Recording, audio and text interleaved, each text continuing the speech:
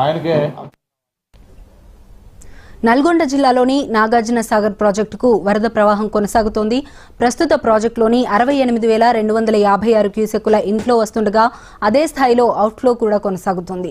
Project పూర్తిస్థాయి నీటిమట్టం 590 అడుగులు కాగా ప్రస్తుత నీటిమట్టం 589.80 అడుగులకు చేరింది. దీంతో అధికారులు 2 క్రస్టర్ గ్లేస్ గేట్లను ఎత్తి నీటిని దిగువకు విడుదల చేస్తున్నారు. పూర్తి స్థాయి నీటి నిల్వ సామర్థ్యం 312.0450 టీఎంసీలు కాగా ప్రస్తుతం 311.4474 టీఎంసీల నీరు నిల్వ ఉంది.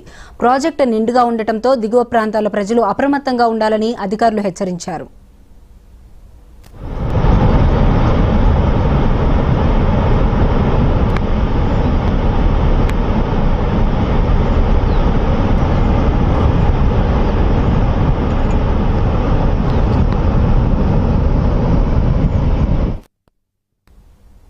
కామారెడ్డి జిల్లాలో గత రాత్రి నుంచి ఎడతెరిపి లేకుండా కురుస్తున్న వర్షాలు ప్రజలను భయపెడుతున్నాయి.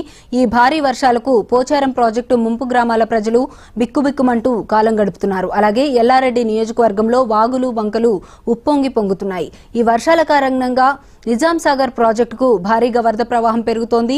ఇన్ఫ్లో ఇదే విధంగా కొనసాగితే ప్రాజెక్టు గేట్లు ఎత్తి నీటిని దిగువకు విడుదల చేయనున్నట్లు అధికారులు తెలిపారు. దీంతో నదీ పరివాహక ప్రాంత ప్రజలందరూ అప్రమత్తంగా ఉండాలని అధికారులు హెచ్చరికలు జారీ చేశారు.